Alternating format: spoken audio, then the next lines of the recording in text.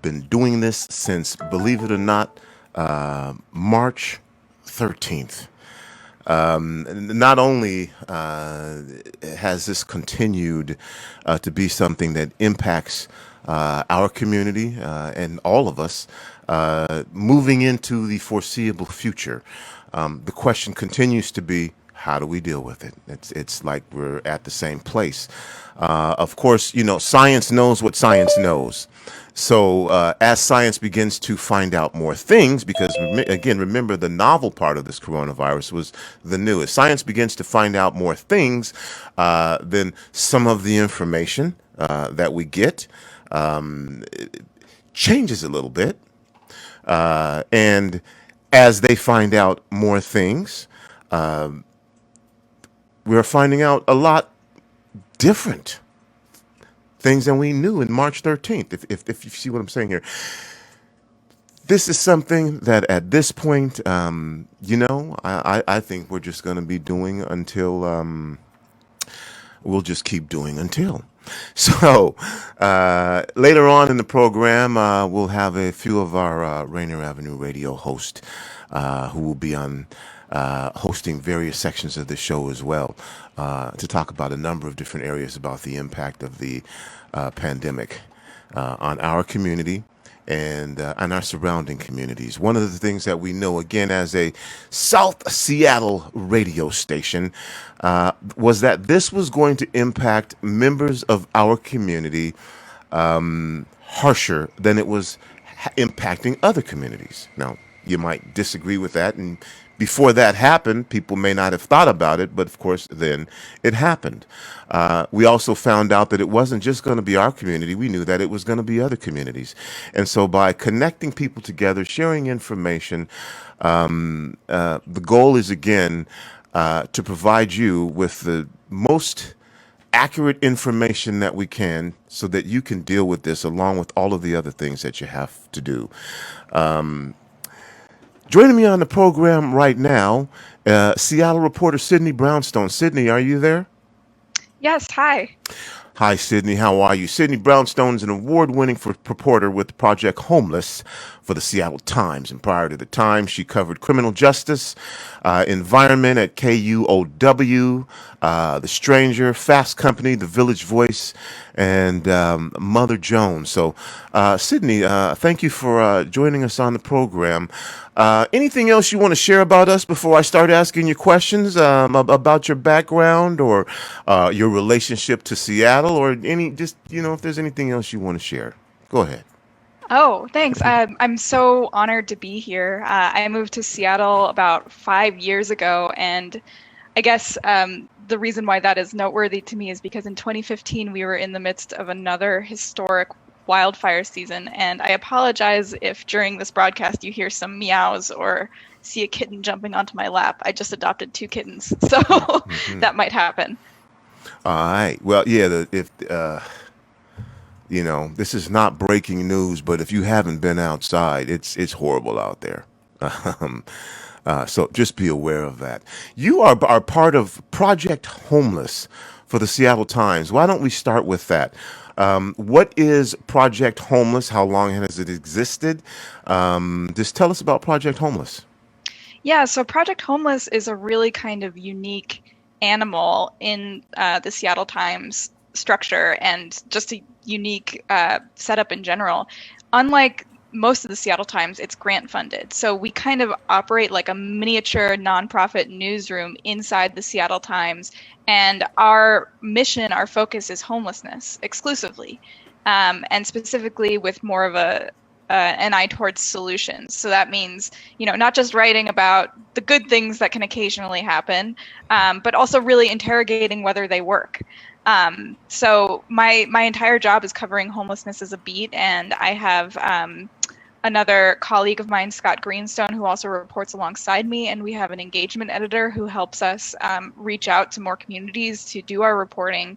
But it's really a unique opportunity. I don't think a lot of newsrooms dedicate resources like that to cover homelessness in such depth. And obviously, what we want to talk about here today is a recent surge in COVID among homelessness. And as we enter into the fall, what that's going to look like, Sydney. But let's kind of lay the landscape a little bit here so that when we're talking about homeless, for this particular project and for what you're covering, and as we share information, we're all kind of on the same page because that means different things to different people. Some people may look at homelessness as those who are in part of encampments. We also hear the term unsheltered. There are people who live in their cars, who live in campers. There are people who don't have necessarily a safe place to stay, and so they kind of what was called at one time, and maybe they still call it couch surfing. The homeless, what? How are we defining homeless? And for this particular project, for you, what can you share with everyone else who may not quite understand what it means to be homeless? Thanks so much for asking that question, because I think that, when we talk about homelessness in terms of politics, there's one image that comes to mind, and it can be the kind of Seattle is dying person on the street, maybe looking particularly disheveled or in crisis. But as you mentioned, homelessness can mean a lot of different things. Homelessness can be couch surfing, as you mentioned. It can mean someone who is living in an encampment. It can mean someone living in a car. It can mean someone living in a motel or hotel. It can mean someone living in a shelter. And, there are different federal definitions. The school district defines homelessness to include couch surfing, for example, but, the federal Housing and Urban Development Department defines it differently. When I look at homelessness, I look at all of those things. And I think we can also look at homelessness by different groups, right? You have families that are homeless. You have veterans that are homeless. You have young people, youth who are homeless. It looks really, really different for everyone. There is no kind of stereotypical homelessness situation. And there are so many different types of crises that can give rise to homelessness. What we do know, however, is that homelessness impacts different people disproportionately. So, for example, homelessness affects Black communities and Indigenous communities at much higher rates than it does in white communities. And some of the research that's been done shows that, one of the biggest contributing factors to homelessness is systemic racism and lack of land and property ownership that has been historically been denied to certain communities. So we see reverberations of that through the system, through today, and unfortunately, it remains the case going forward. So when I look at homelessness, I look at all of those things, I suppose. My guest again, Seattle journalist, reporter. Which words are those? Is reporter, journalist? Does it make a difference to you? Not really. Okay. But award-winning, that's for the Seattle Times, award-winning reporter for Project Homeless, which you heard a little bit about for the Seattle Times. So what you just explained to us, you kind of put a face on homelessness in some instances. So before we move further over some broader questions, I want to look specifically, if you have information about South Seattle. And if we're talking about South Seattle, and you were putting a face on homelessness, unsheltered, and the percentage of folks in South Seattle, in the community that this radio station broadcasts in the interest of, what can you tell us specifically, again, along those same lines about South Seattle, or do you break it down by communities like that? It's hard because in the annual count of homelessness, it's broken down by cities and parts of the county. So I could tell you numbers for Seattle, but of course that encompasses South Seattle. I could say that's the same problem that we had when we were initially talking about coronavirus. We needed to know specifically what was going to happen in our community because at one point in time they were saying it affects older white people that in nursing, and we knew it was going on in our community. But there were different reasons for that. And I mean, I'm not blaming you, but I just asked that question because we have to know. There has to be information aggregated somewhere you know, about transients, about something related to South Seattle. There's nothing you can think about or no information or anywhere that you can say specifically how homelessness, how unsheltered, because that's how we're also going to know how coronavirus is impacting in our community based off of, what's happening with people who are unsheltered and homeless.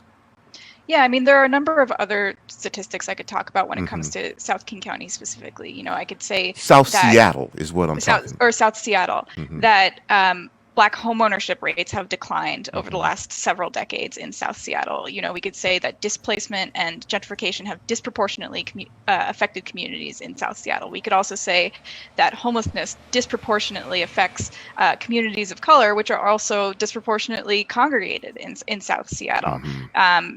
About 27, I believe, or between 27, 30 something percent of the homeless population is estimated to be Black, but Black folks only make up 7% of the city and county population, which is an extreme disproportionality. Same thing with Indigenous folks. Indigenous folks make up 15% of the homeless population in King County, and they represent less than 1% of the overall population. So these disproportionalities are extreme, and I wish that I could break down, homelessness figures by census tract, but unfortunately, I don't have that information. Thank you, Sidney, for that explanation. I appreciate you addressing it. Well, there was an article about a surge among homeless individuals in with the coronavirus. One of the things that people, have issues with here now are which information can we trust? Where do we get our information from? What can we rely on? I mean, at the highest levels, the question of how can you rely on media and should you rely on media? Is media, in the bed with a particular politician or ideology? And so again, just again in the times that we live in, this is something that I have to address with you before we get into these questions. What does journalism mean to you, Sidney, as a journalist for Project Homeless? Are you looking for things? Are you simply reporting what you see? Do you think that it's important, in particular in communities that may be more vulnerable, to create awareness to these things? What does journalism look like for you in this particular instance? Yeah, those are also really great questions. So for me, I got into journalism because one mantra about journalism kind of stuck out to me, and it was afflict the comfortable and comfort the afflicted. So I see journalism as a mechanism to speak truth to power. At the same time, and from my background, you can see that I've come from more kind of countercultural alternative newspapers like alt weeklies that kind of serve that purpose. Now, of course, I'm working for the Seattle Times, and we know that legacy media like Seattle Times and newspapers in this country are kind of more historically conservative. And, there's journalists like to say that we are objective. Of course, I don't think anyone is objective. I think everyone is extremely subjective. But I think being aware of our subjective biases is a place to start. And when it comes to information for communities that are more vulnerable, yes, I believe that is so important. And I also believe that there are some limitations with my project Homeless. For example, the Seattle Times has a paywall. But of course, if we expect homeless folks to read what we write, how do we expect them to get past the paywall? So it's important for me as a journalist when I interview people to make sure they have a copy of the paper in their hands at the end of the process. But of course, some of these are structural issues and long-standing historical issues that people have had with media for good reason. And, I think in the year 2020, more than ever, legacy media is being forced to confront some of these issues. And my hope is that it sticks and it's not just like a passing wave of awareness, and that longer term changes are made. But in terms of trust, I can say, as someone who's been reporting on coronavirus since the day that it happened, the first case here, we do our best to not just parrot what we're being told, but question everything from official sources as well. And I think that, as a newsroom, we've done that well in some ways, but, of course, there are gaps and places where we absolutely could do better. I think, one of the most critical stories of this pandemic is the disproportionate impact it's had on communities of color, on Latinx families and Native Hawaiian and other Pacific Islander families. And I hope that our newsroom embraces that in order to be relevant, we need to be investing resources to tell those stories. Well, Sidney, it certainly gave a position to community radio stations like Rainier Avenue Radio and independent media who understood these things and were able to cover them on a grassroots and ground level. My guest again is Sidney Brownstone, Seattle Times journalist, award-winning reporter with Project Homeless for the Seattle Times. Okay, Sidney, here we go. This is going to be the big question, and I can ask you a bunch of micro questions or shorter questions, but I'm just going to kind of let you go with this. That's why I wanted people to get the opportunity to hear you and know you a little bit. Tell us how folks who are getting through this without a stable place to live, unsheltered, homeless, in high school, too young to even understand what's going on, parents, grandparents, cultures, ethnic. How is the homeless community being impacted and affected in Seattle by this coronavirus pandemic? I know that's a big question. It is, and it's. I'm probably going to talk for a while because it's being impacted. That's why I let you go. In so many different ways, and it's only getting more difficult. So, when the pandemic struck in early March, one of the first things we were told is socially distance, right? Yep. If you are living in a shelter, I'm going to use the term congregate shelter, there is no way to socially distance. So when I use the term congregate shelter, I'm describing the backbone of our shelter system. It's a church basement, it's a gym floor, it's a big space where people are sleeping on mats, sometimes just 6 inches apart. There are not a lot of amenities, but it's what most people are used to, and it's been part of the system for years and years and years without much reinvention or reimagining. And for a long time, often what we would hear from people who are living outside is they don't want to go into these shelters because, one, safety, and two, privacy. So one, they might get their stuff stolen. That's a very common story. Maybe they have a severe medical condition and they don't want to contract an infectious disease, which could spread like wildfire in a shelter setting. And then two, personal privacy. There is no personal privacy in a shelter setting. And I think privacy is just a basic human need, but especially if you're dealing with mental illness or something like that, or anxiety or depression, being in a crowded space with lots of other people might trigger your condition, or it might not be conducive to your healing. So immediately the county and the city and other actors realized, okay, these congregate shelters are not safe. So what did they do? Well, the first thing they tried to do was, quote unquote, de-intensify the shelters. So that meant opening up community centers, moving people to different locations, trying to thin out the shelters. So a shelter that had 100 guys sleeping on the floor, one day maybe had 50 people in there and 50 people at a community center, something like that. Of course, while this was happening, while the city and the county were de-intensifying shelters, they were also opening up isolation and quarantine facilities and modular trailers. So if people were in a shelter setting or they were living outside and they needed to be isolated and they contracted COVID or had COVID symptoms and they needed to be away from other people, they could go to those facilities.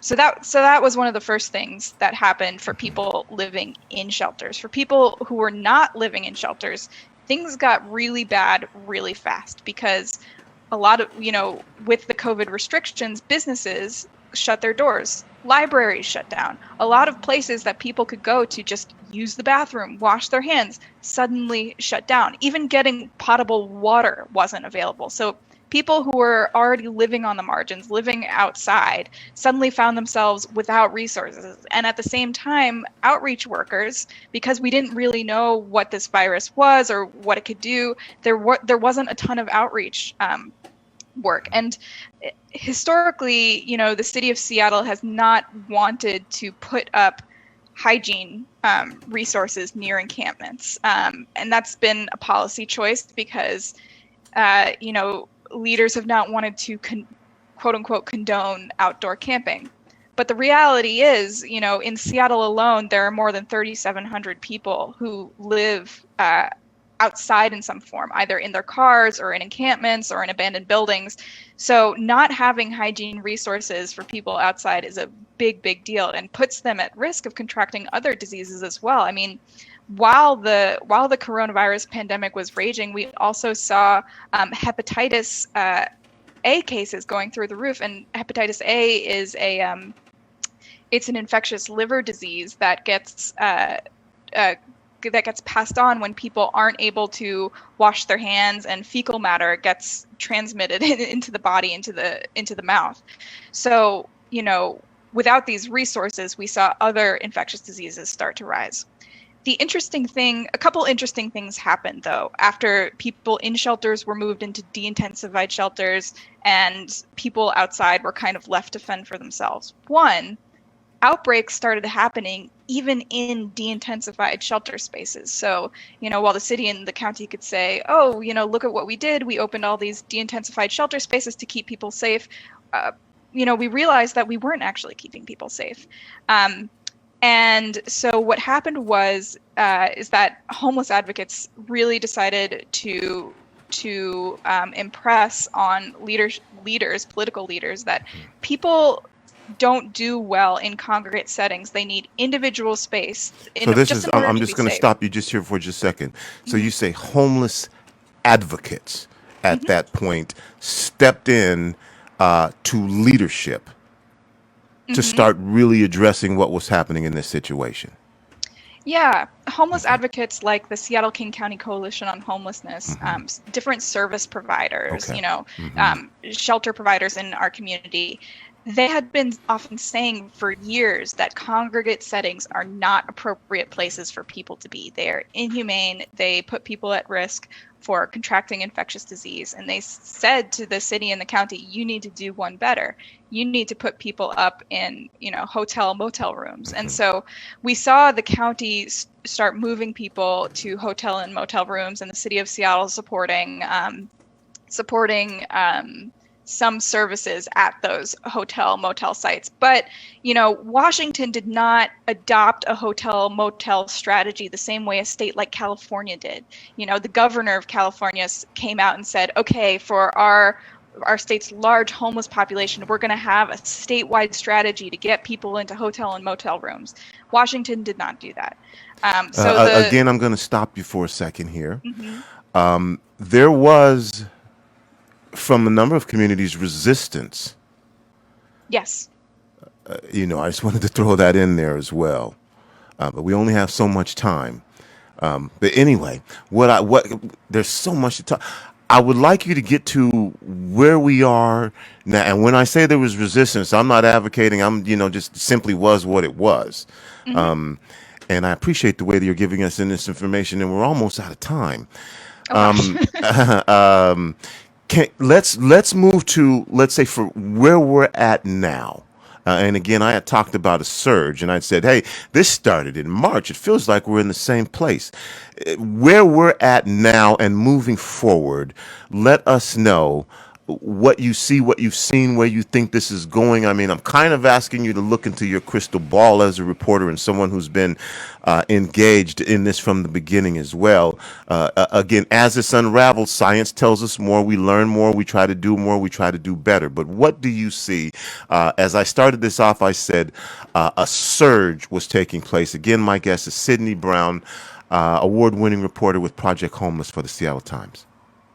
Yeah, so we saw a big spike in cases in March and April, and we're seeing a big spike in cases again this this past August. And the interesting thing is that it tends to follow the general population. So the spike in homelessness cases tends to follow what's going on in the general population. But the big fear moving into the fall is that as the weather gets colder and as people develop other illnesses like other flus, the healthcare system is going to be overwhelmed by trying to distinguish COVID symptoms from regular flu-like symptoms. And, as people are needing more shelter, that's going to put a crunch on the whole system. So in short, things are going to, if I could look into my crystal ball, I think things are going to get worse. And then we also have to contend with the looming eviction crisis. The CDC has extended an eviction moratorium until the end of the year, but people who are out of work haven't been able to pay rent. And at some point, they're going to have to pay rent. So once the eviction moratorium ends. So are we going to see more homelessness following the end of those eviction moratoriums? Those are the two big waves that I think we need to worry about: the colder weather, what it brings, and also a possible wave of evictions. Are our shelters and systems prepared for the number of people who may need those services at a time when folks are going to have to be inside, and how you deal with this airborne, contagion? I don't know. What do you think? I mean, again, with the number of different people that we're talking about, youth, elderly, some folks who may not want to be inside, is the system set up prepared, not just the health system, but just for sheltering folks over the winter in dealing with the pandemic, the one that we're facing now? In short, no. I mean, it wasn't the shelter system as it was before had vulnerabilities that were only exacerbated by what we've seen. And it is adapting. The shelter system is adapting to make the settings safer for people by giving them individual rooms, renting out motels and such. But the fact of the matter is that we don't have enough shelter space, and we don't have nearly enough housing, low-income affordable housing for people once they move out of shelters to actually make the system work. So even if we had more shelter, where would people go after that shelter? That's why people end up staying in shelters for years on end, and why the homelessness system is so clogged up, because we don't have enough housing. So the answer is no, but I do think that there is hope, because this could be an inflection point for leaders to make change. Sometimes systems have to break in order for them to be rebuilt in a way that is more humane. And I think we've seen that to some degree happen, but I think homeless advocates are hoping that it continues. My guest again has been Sidney Brownstone, award-winning reporter for Project Homeless for the Seattle Times. Just great talking to you. I like the way you get down, Sidney Brownstone. You'll have to come back, I hope, on the air with us again. I think this was great information, and appreciate what you do. Where can folks see other articles written by you, find other information that you've covered on this issue? Is there a place where folks can go that you can let us know? Yeah, the seattletimes.com. You can do that. If you click on anything I've written, you can click on my name and it'll give you more articles that I've written. You can follow us on Twitter at Project Homeless. And, I think this is worth mentioning, King County has launched an eviction prevention and rental assistance program. So if you have not been able to pay your rent because you're out of work for these past few months, in some cases they are helping people pay the 3 months of unpaid rent if you are below 50% of median income or live in a particularly affected neighborhood. So you can just Google King County rental assistance and their website should come up, and you will be able to apply if that's something that pertains to you. All right. You'll come on with us again and share more information with you, won't you? I would love to, Tony. That would be amazing. Okay. Cool in the gang. Next, coming up, we'll be having a discussion about pandemic EBT. There's a deadline at 5 o'clock today. And so there are some things that you need to hear about if you are eligible. We're also going to be talking about Seattle schools as public health centers during this time. Later on, we'll talk to John Gilbreth from the Earshot Jazz Festival about how the pandemic has affected them. Then we're going to be talking from someone from NAMI as well about mental health, in particular for parents who have children who are back in school, however that may look, and just to help you not feel alone about things that are impacting and affecting mental health. So we'll be here till 3 o'clock, and we'll be back right after this. This is Paul Pearson, host of Star Time. And when I'm not explaining to my intern exactly what R&B is, I'm listening to Rainier Avenue Radio.world.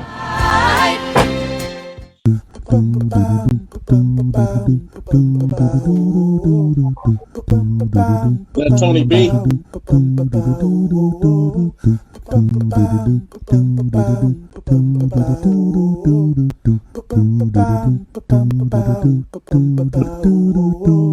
Wash your hands, don't touch your face, wipe things down, clean up your space.